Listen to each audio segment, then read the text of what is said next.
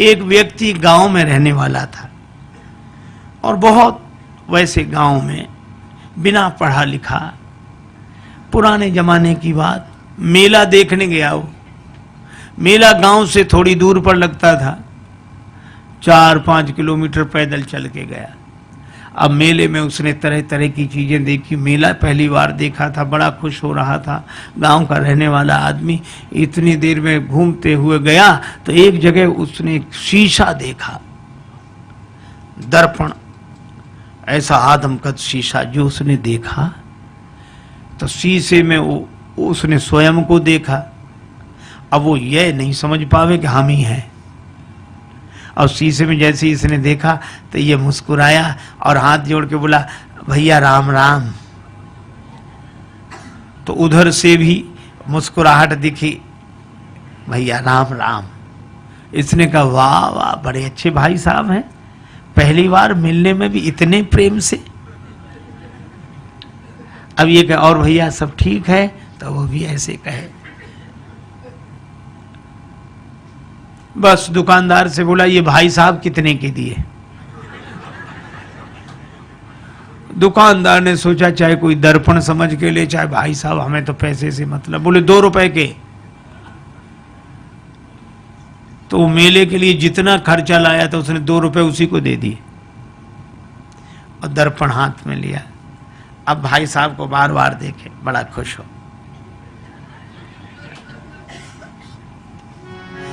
कृषक एक सीसा ले घर आयो, कृषक एक सीसा ले घर आयो, अपनों सो प्रिय साथी पाके हेरी हेरी हर सायो। कृषक एक सीसा ले घर आयो, कृषक एक सीसा ले घर आयो। तन मन धन दर्पण पे वारे, दिन में कीतिक बार निहारे। बार बार नतमस्तक है के बैठक में लटकायो। कृषक एक शीशा ले घर, शीशा लेकर आया, बैठक में लटका दिया। अब वो तन मन धन दर्पण पे वारे, दिन में कीतिक बार निहारे, अपनों सो प्रिय साथी पाके हेरे हेरे हर्षायो। अब भीतर पत्नी के पास बैठे और थोड़ी देर में गए, अच्छा 1 मिनट रुको, अभी आया। फिर जाए, और भैया अच्छी तरह हो, बढ़िया है। फिर लौट कर आ जाए और मन में सोचे, बड़े अच्छे भाई साहब हैं, ना खाते हैं ना पीते हैं और हमेशा मुस्कुराते रहते हैं, प्रसन्न रहते हैं, बहुत अच्छे हैं भैया, वाह वाह। फिर जाए और फिर आ जाए। अब दिन में 2-3 बार ऐसे ही करे तो पत्नी को लगा कि पहले तो ये कभी ऐसे जाते नहीं थे,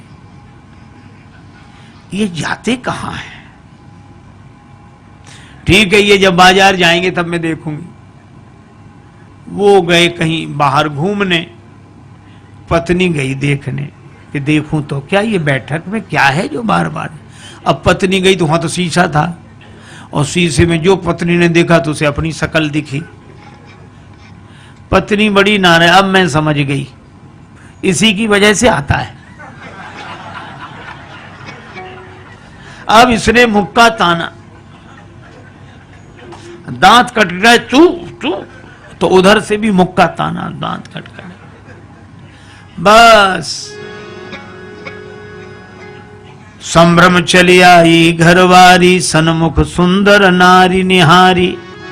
आए गई है सौत हमारी, क्रोध हृदय में छायो। कृषक एक शीशा ले घर आए। अब उसको बड़ा क्रोध हमारी सौत को ले आया है, इसी की वजह से आता है। और बस भाग पड़ी, बस मैं न रहूंगी, विष हो या डूब मरूंगी। विष खा लूंगी, मर जाऊंगी, कुएं में गिर जाऊंगी, बस रहूंगी नहीं, मैं तो अभी जाती हूं, चाहे जो कुछ हो जाए। और रोना शुरू किया तो धाई सास बहू रानी ने कैसो रुदन मचायो। कृषक एक शीशा ले घर आए। उसकी सास दौड़ी, क्या हुआ क्या हुआ बेटी, क्यों रो रही है, बहू क्यों रो रही है? बहू बोली, अपने बेटे की करतूत देखो, बैठक में किसको लाकर बिठाया, और मैं तो रहूंगी नहीं, चली जाऊंगी। और सास बोली नहीं मैं देखती हूं, मैं देखती हूं। अब सास गई और सास ने बैठक में जाके जो दर्पण देखा तो उसे बुढ़िया दिखाई पड़ी। दिखेगी तो सास क्या बोली, अच्छा आप हो भाई, राम राम। वो भी राम राम बोली। क्षमा करना बहू समझ नहीं पाई। फिर बहू को डांट कर बोली, क्या कह रही है तू? बुढ़िया है, वृद्धा माता, हमारी उम्र की है, सेवा के लिए लाया होगा। आई चली सास तत्क्षण में वृद्धा दीख पड़ी दर्पण में। बहू से बोली, अरी बावरी या बुढ़िया पर मेरो लाल लुभायो। कृषक एक शीशा ले घर आए। अब बहू कहे कि नहीं नहीं तरुणी है, और वृद्धा कहे कि वृद्धा है। अच्छा दर्पण ऐसा जो सामने आ जाए उसी को दिखा दे। बहू सामने जाए तरुणी, देखो ये बैठी ये बैठी, और सास कहे हट मैं देखती हूँ, वो देखे सो वृद्धा देखे। अब सास बहू का झगड़ा, सास बहू का झगड़ा आके ससुर निवारो। ससुर ने कहा क्या है मैं देखता हूं, क्यों ये कलह मचा रखा है। अब ससुर आया, ससुर ने कहा तुम दोनों अलग हो। अब ससुर ने जो देखा दर्पण, तो उसे बूढ़ा आदमी दिखाई पड़ा। तो ससुर बोला, अरे भैया राम राम, आप हो, माफ करना ये समझती नहीं है। दोनों को फटकारा, दाढ़ी वालों पुरुष देख के दोनों को फटकारो। ससुर बोला ससुर अरी मूर्खाओ, धर के मानो देह लजाओ, मर न गई तुम नारी पुरुष को भेद समझ ना पायो। तुम स्त्री पुरुष का भेद नहीं समझ सकी। सास कहे नहीं है तो वृद्धा बुढ़िया है। ससुर कहे कि नहीं बूढ़े भाई साहब बैठे, और बहू कहे कि नहीं तरुणी है। अच्छा अब एक बात बताओ, इनमें कौन आदमी गलत बोल रहा है? कोई गलत नहीं बोल रहा है, पर प्रश्न ये कौन सही बोल रहा है? कोई सही नहीं बोल रहा है और कोई गलत नहीं बोल रहा है। इतने में वो व्यक्ति आ गया, गांव में गया था घूमकर, क्या है? मां बोली बैठक में किसको बिठाया है? वो बोला हमारे भाई साहब हैं। बहू बोली भाई साहब है। एक तरुणी को लाकर बिठाया, वृद्धा बोली नहीं वृद्धा है, और ससुर कहे, वो पिता कहे कि नहीं वृद्ध व्यक्ति है, वो कहे नहीं हमारी तरह युवक हैं। अब जो दर्पण के सामने जाए दर्पण उसी का चेहरा दिखा दे। अच्छा अब आप बताओ, शीशा से बनते शुभ दर्शन, तापे मचो घोर संघर्षण। और इसके हाथ में जाए शीशा, उसके हाथ में जाए, इसके हाथ में जाए, और ऐसे हाथों में जाते शीशा गिर गया, टूट कर टुकड़े टुकड़े हो गया। और जैसे ही दर्पण टूट गया तो दो बचे कि एक ही। फिर दूसरा कोई था ही नहीं, न भाई साहब, न तरुणी, न वृद्धा, न वो वृद्ध व्यक्ति।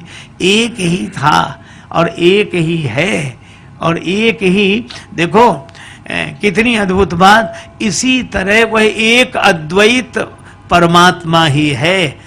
प्रेम में वह अनन्यता में एक होकर रहता है, ज्ञान में वह अद्वैत में एक होकर रहता है। ये तो माया के दर्पण के कारण द्वैत की अनुभूति हमें होती है, और हम अपने ही उस चेहरे को एक में दो देख लेते हैं, भाई साहब और ये और वो, सब सारा संसार बन जाता है। लेकिन एक आदमी की अंगूठी खो गई, बड़ा परेशान। एक महात्मा मिले, महाराज मेरी अंगूठी खो गई, आप तो सर्वज्ञ हैं, सब जानते हैं, तो बताएं मेरी अंगूठी कहाँ है, बड़ी कृपा होगी। महात्मा बोले मैं बता दूंगा।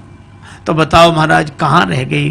कुर्ते की जेब में है, तकिए के नीचे है, कि मकान में रह गई, कहाँ रह गई? अंगूठी मिल नहीं रही। महात्मा बोले अंगूठी कहीं भी हो, पर जहां भी होगी सोने में ही होगी। अंगूठी सोने से अलग हो ही नहीं सकती।